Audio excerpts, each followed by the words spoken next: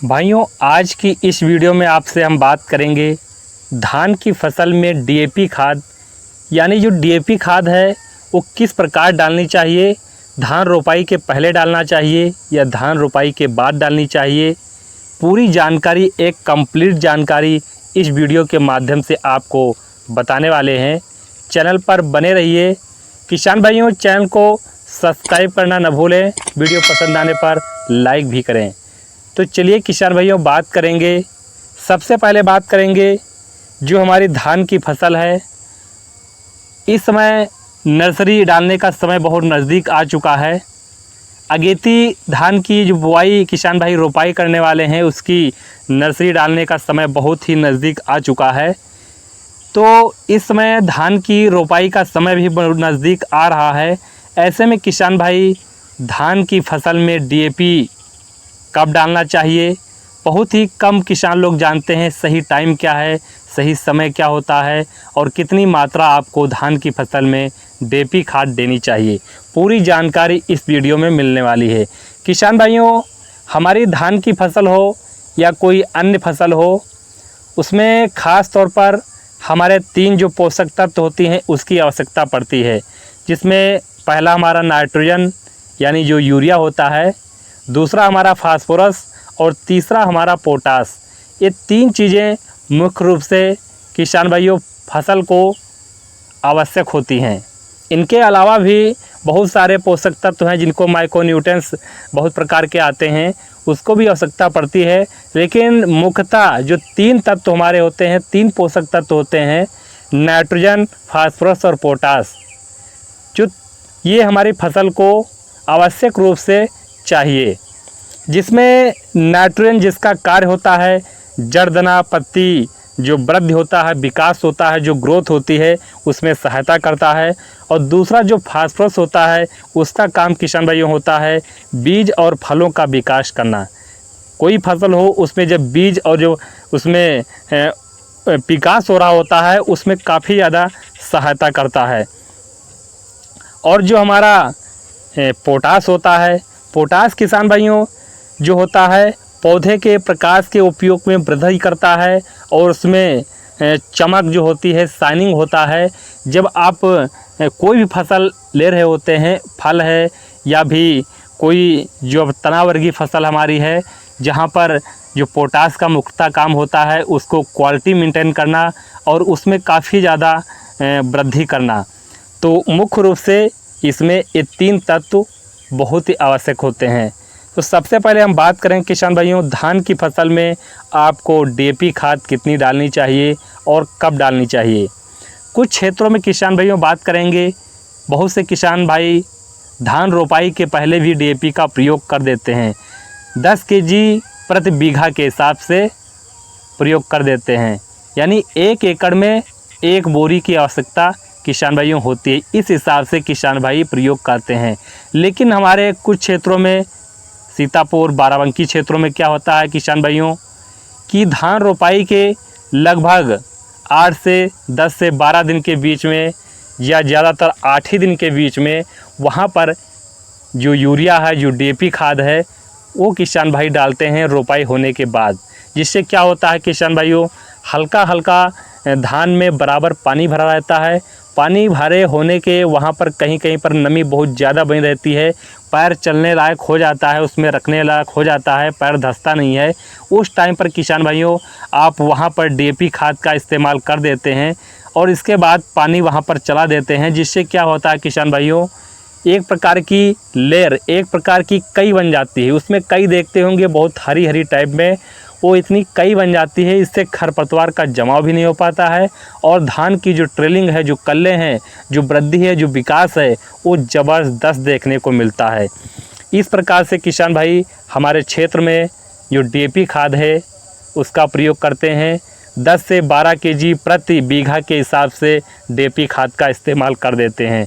Urea की बात करें तो वहाँ पर यूरिया भी लगभग 7 से 8 किलोग्राम प्रति बीघा के हिसाब से यूरिया का प्रयोग कर सकते हैं। साथ में किसान भाइयों जिंक की मात्रा आपको ज़रूर लेना है।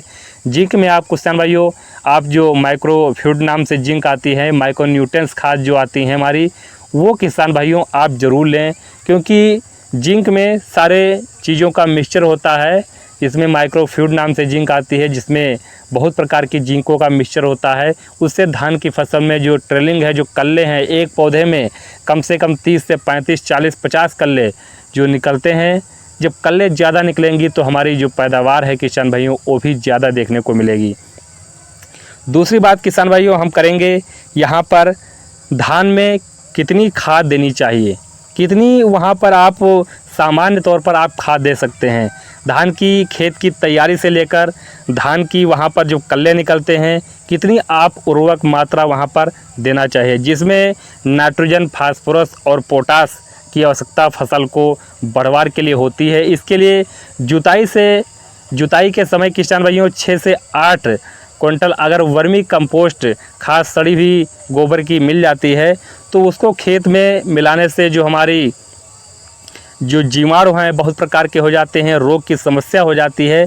इसको निजात पाने के लिए किसान भाइयों यहाँ पर आप वर्मी कंपोस्ट गोबर की सड़ी हुई खाद किसान भाइयों आप ज़रूर डालें, जिससे फसल हमारी 2-3 साल के लिए वहाँ पर अच्छी होती है। और किसान भाइयों धान की जो फसल की तैयारी कर रहे हैं उसके जो किस्में हमारी होती हैं, बहुत सी किस्में होती हैं, अगेती किस्में होती हैं जो बहुत कम समय पर पक जाती हैं, उसके अनुसार भी आप वहाँ पर खादों का प्रयोग कर सकते हैं। जिसमें मध्यम अवधि में पकने वाली किस्में होती हैं, कुछ सुगंधित जो हमारी धान की वैरायटी होती हैं जल्दी पक जाती हैं, जिसमें खेत की तैयारी के समय 1 एकड़ में कम से कम 24 किलोग्राम आप नाइट्रोजन यानी एक बोरी आप वहाँ पर 24 किलोग्राम फास्फोरस और डीएपी ले सकते हैं।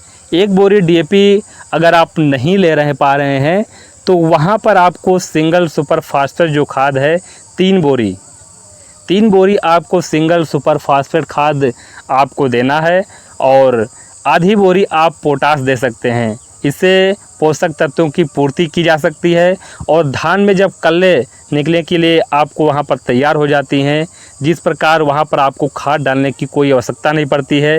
जब वहाँ पर आपकी फसल लगभग 40 से 45 दिन के आसपास हो जाती है तो वहाँ पर देखते होंगे बहुत प्रकार के हमारे खेत में कल्ले निकले हुए हैं और पुनः आपको यहाँ पर लगभग 1 बोरी यूरिया आपको और जिंक के साथ मिलाकर आपको डाल देना चाहिए, जिससे वहाँ पर जो हमारी पौधा हो रहा है उसकी वानस्पतिक विकास हो रहा है वो अच्छे से होगा और जिसमें जो अब गोब की अवस्था बनेगी, बालियाँ निकलने की जो अवस्था जाती है वो भी अच्छे से देखने को मिलती है। और हम बात कर लेते हैं कि मध्यम अवधि की जो पकने वाली मतलब वैरायटी होती हैं वहाँ पर कौन सी खादों का प्रयोग करें। जो मध्यम आकार की जो वैरायटी होती हैं उनको किसान भाइयों ज़्यादा से ज़्यादा 30 किलोग्राम प्रति एकड़ के हिसाब से आपको यूरिया लेना है और यहाँ पर आप फास्फोरस भी लगभग 30 किलोग्राम ले सकते हैं और यदि डीएपी उपलब्ध है तो 1 बोरी डीएपी और 2 अगर नहीं उपलब्ध है तो 2 बोरी सिंगल सुपर फास्फेट खाद ले सकते हैं। इसकी पूर्ति किसान भाइयों कर देते हैं तो धान की फसल से अच्छा वहाँ पर मुनाफा कमा सकते हैं। अच्छी पैदावार, अच्छी ट्रेलिंग, अच्छी बालियाँ लंबी मोटी और दाने का भराव भी अच्छे से देखने को मिलेगा। और कल्लों का जो फुटाव है वो भी किसान भाइयों एक पौधे से 30 से 35 कल्ले 40 कल्ले वहाँ पर निकलने आपको दिखाई देंगे, जिससे धान की पैदावार भी किसान भाइयों ज़्यादा मिलेगी।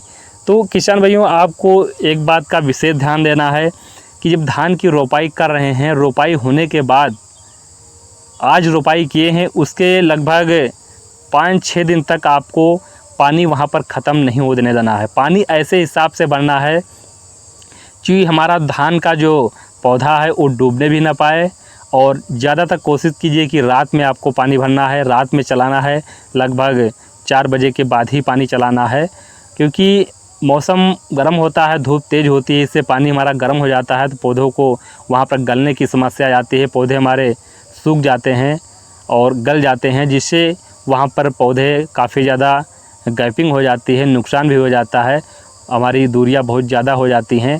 तो शाम के समय आपको पानी डालना है खेत में और लगभग 4 से 5 या 6 दिन तक पानी ज़रूर खेत में एक थोड़ा लगभग 1 ही इंच या 2 इंच लगभग बराबर भरा रहे, तो इससे खरपतवार कोई भी खरपतवार नहीं उगने वाला है। अगर चाहें तो पेंडामेथिलिन 30% TC आता है, वो भी आप लगभग प्रति एकड़ के हिसाब से 1 लीटर से प्रयोग कर सकते हैं।